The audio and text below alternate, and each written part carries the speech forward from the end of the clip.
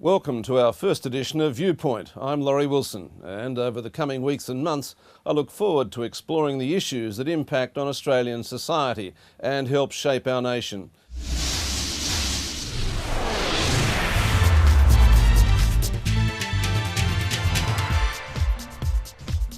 Joining me to discuss the ascent of Barack Obama to the White House is Bob Carr, former long-serving Premier of New South Wales, routinely referred to in the media as an avid student of American history and politics, and since his retirement from politics, a consultant to, among other things, Macquarie Bank.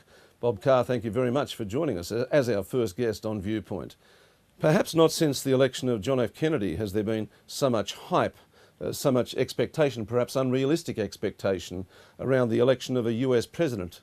There's no doubt that Barack Obama has proven himself to be an incredible politician, but in his own words, only a handful of US generations have had to face the sort of challenges that the US currently faces. The nation is at war, the economy is in crisis. How do you think he's going to cope with those challenges? I think it falls short only of the Great Depression. And of course, it's nothing like what Lincoln inherited when he became president in March 1861 with the southern states seceding from the Union. But he's going to be fully stretched, and we don't know, he doesn't know, his advisors don't know how serious the economic picture is. I mean, that's the large area of doubt here. Will there be more serious turbulence in the financial system? Will there be another American bank go under, which will strain even the huge financial assistance package that the Bush administration approved? And how quickly, if at all, is this economy going to respond to the massive stimulus? Will the experience be anything like that of Japan, which had 10 years of deflation? We simply don't know. The best economic minds in America, anywhere in the world, can't give you strong answers about this. Well, as one observer recently remarked, once the euphoria of being in the White House has passed, the reality sets in. More companies will fail, more jobs will be lost, and possibly billions of dollars will still be wiped off the stock market. Obama must know that. Oh, he's very intelligent. He's under no illusions. He's appointed the best available people. We can be certain of that. They're not perfect. Everyone can find flaws in their records, but you can make a strong case that there's no one better available than the people he's put in high office. Even people like Robert Gates, who were there under a previous administration. And he's moved quickly to designate his cabinet, far more impressive than Bill Clinton in that respect. But still, the big question is, will this economy respond even to the most massive stimulus package? And that's what he's looking at. He's looking at close to $1 trillion by the time it gets through Congress, with all the things that Congress would add to his opening bid of $800 billion. And no one can say for certain whether this economy is going to respond to the low interest rates, to the tax reductions, and to the big deficit spending on government works. Nobody knows. Obviously, the new president's prime concern is the US domestic economy. If that recovers, then the rest of the world will benefit. But that said, it appears that he's not really focusing on the global economic situation. He said at one stage during the campaign, if you're going to be president, you've got to be able to think about more than one problem at once. He said that when John McCain said we've got to suspend the campaign, and dashed off to Washington to resolve the financial assistance package that was stalled before Congress. And I think anyone who knows anything about Obama knows he's got the capacity to deal with the welter of issues that hit a president in the Oval Office. 24 issues a day, the urgent being overtaken by the drastic, and the important being left behind.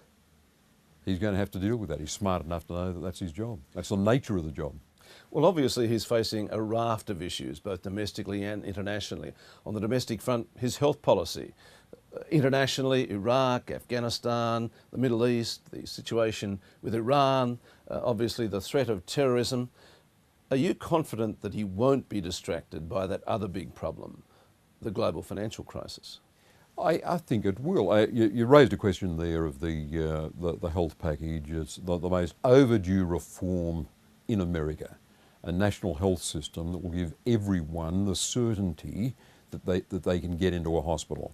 Everyone the certainty that they won't have to work at 3 jobs to pay health insurance. It's overdue. America lags behind every other advanced country in the world when it comes to giving health insurance to its citizens. Now, the question arises, can you drive an economy out of this sort of drastic economic downturn? Can you fix up this global financial crisis and at the same time get Congress to adopt expensive national health care for all Americans? So that's going to be one of the questions that's going to have to be answered. Certainly the Democratic Party's base expects a national health care system. And certainly the Democrats in Congress know that they're under pressure to deliver it. But you look at these figures and America now faces deficit spending stretched out as far into the future as anyone can see, and a steady increase in national debt with all sorts of risks involved in that. The prospect of a run on the dollar, the prospect of the rest of the world simply deciding they can't buy American bonds. Probably unlikely, but this whole global financial crisis was unlikely. I think we've got to be prepared to see, even in a short space of time, this president pretty careworn, his approval figures falling away, some real problems with Congress, and a steady mounting of the bad economic news. It's going to get worse before it gets better. This is part of the problem, isn't it? That if the expectations are too great, there's a greater potential for disappointment. Well, if you've got 80% approval ratings on the day you're sworn in, there's only one direction to go in. And governing is all about making choices. And choices disappoint people, as they must. What is it that impresses you most about Barack Obama? I think the combination of temperament and intelligence. In Ronald Reagan and quite possibly in George W. Bush, you had presidents with equable temperaments. But you didn't have, no one could say you had, commanding intelligences.